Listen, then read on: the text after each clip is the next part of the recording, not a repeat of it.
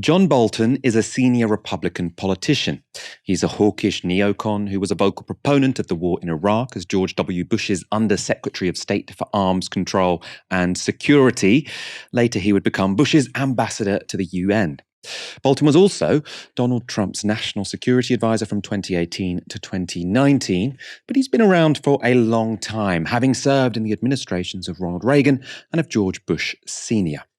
It's a pedigree which makes this next clip very interesting indeed.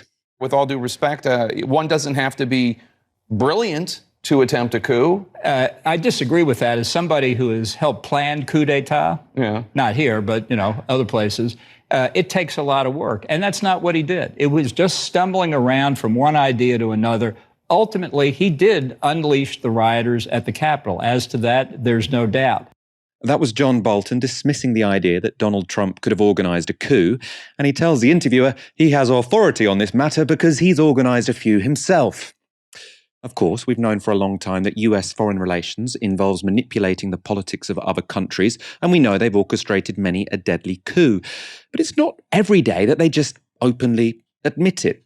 Of course, we override the popular will in other countries. What's the problem? You won't be surprised to learn that's not how the rest of the world sees it. So what coups might Bolton have been so casually talking about? In 2019, Nicolas Maduro was re-elected president of Venezuela. In his book, The Room Where It Happened, Bolton reveals that the US then helped organize a coup against him. It was not a success. Maduro survived because the popular insurrection that Trump and Bolton tried to provoke simply never materialized. And that wasn't the only attempted Venezuelan coup Bolton was involved in. In 2002, Hugo Chavez, Venezuela's hugely popular president, was detained by elements in the army, who falsely announced to the nation that he had resigned. Officials from the Bush administration had met the coup organizers just weeks before it took place. Like the coup against Maduro, that one failed, this time because a popular uprising emerged in support of the deposed president. Bolton has also been involved in coups in Haiti. During his stint in George Bush Sr.'s administration, the Americans helped overthrow Haiti's first democratically elected president. That was John Bertrand Aristide, a proponent of reparations from the US and France for their enslavement of the Haitian people.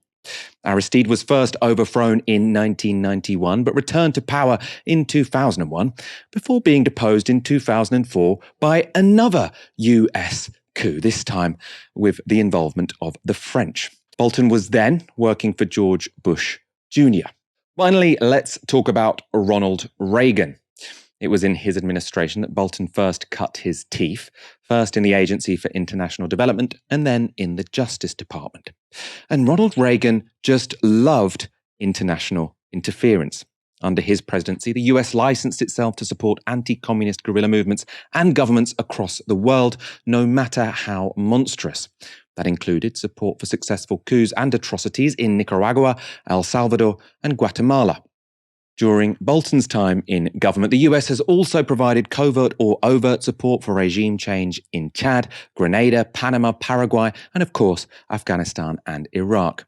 And Bolton has also called for US-backed regime change in Iran, Cuba, Syria, Yemen, and North Korea. As far as we know, no coups were attempted in any of these countries during Bolton's professional life, but that doesn't mean they didn't happen. International statescraft is rarely done out in the open. Dahlia, US support for coups comes as no surprise to any of us, but should we be surprised they'll admit it so brazenly? I mean, it's almost as if he, forgot that he wasn't chumming around with his fellow, statespeople at his country club, but that he's actually on TV where we can all hear and see him. Because I think that talking about things like staging coups d'etats is probably incredibly normal, an open secret, as it were. And also, I think what's interesting is Jake Tapper, I believe is his name, the presenter, also seemingly not feeling the need to react to that admission, kind of shows how much of an open secret this is. And of course, as you've outlined, this isn't the first time that a US politician has talked about staging coups d'etats in other countries or about engineering coups.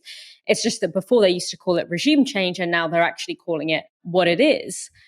And I think, whilst in a post-Iraq world, I do think that the idea that US intervention, militaristic intervention is done in order to bring about democratic change, whilst I think that that no longer holds water amongst most people in the West, and we shouldn't take for granted that as a progression, because when the Iraq War happened, people very much, it was very much a widely held belief that this was a sincere attempt to bring democracy to Iraq. I remember seeing, a lot of Arab experts, Arab experts, both in the sense that they were experts in Arab politics and also themselves Arabs, who are talking about, this is as bad as Saddam Hussein is.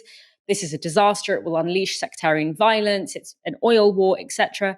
I remember them being told, oh, you don't understand democracy, and that's why you're not in favor of this war. But I do think that even though that has been shaken quite a bit, that we still don't have a really thorough popular understanding that Iraq was not an exception, but was the rule. The Iraq War didn't go wrong. It was not a result of poor organization. It was actually the outcome of a perverse and violent political economic doctrine, which actually in many ways did deliver on its aims. It destabilized the region, making it easier for the US and multilateral financial institutions to consolidate power. It opened up Iraqi oil markets to Western oil companies. And so I think that framework of what Iraq was is still not fully understood. And that is what Bolton is actually referencing here, and why I think it will be so shocking to so many people, particularly those who haven't, looked at these events from the perspective of those who are impacted by it. Ultimately, what that analysis is that it is the role of the US state, of the US military, of its political power to secure the interests of global capital around the world, to ensure that the conditions for neoliberalism around the world are well and thriving. And it does this by strangling democracy in the global south in particular, and it has done so all throughout the past century. This is part of a legacy that began in the post-colonial era, when the British Empire fell or weakened. Many of these states, many of the post-colonial states that now had this newfound self-determination, use that self-determination to experiment with different forms of socialism and with resisting the neoliberalization of the global economy.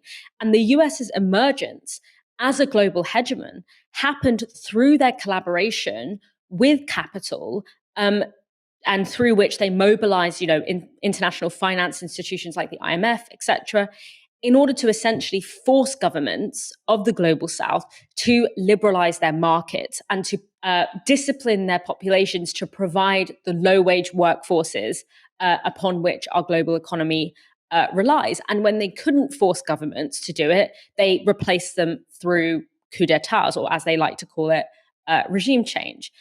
That didn't begin with John Bolton. It's not an individual quirk of John Bolton. It is the organizing principle of our global political economy. And what I find particularly vile about that, particularly in the case of Iraq, is that it takes the kind of minor sense that people in the West might have that they want to help. I think obviously the way the Iraq War was sold to the Western public was very much mired in a particular form of benevolent racism, which sees, populations of the global south as in need of saving by the West, and that they can only be saved through violence, etc. So there was an underlying racism towards that, but there was also a grain of sense that I actually care about the idea that people in Iraq have democracy, and are rid of Saddam Hussein, who of course was a despotic leader. So whilst it is underpinned by that form of racism, I still find it quite so sickening that tiny grain of sense of I'm invested in what happens to people who live in a different country to me, which is now completely squashed, was taken and mobilized to such a depraved end, is particularly disgusting for me. But I think what is really important to take from this clip is that the position that is being represented by John Bolton is not particular to John Bolton, but is the modus operandi of the US state and is how our global economy has actually functioned for the past 50 years. Essentially. So I think that's a really important takeaway, as easy as it is to over focus on the absurd admission and the absurd way that it has been framed in this instance by John Bolton.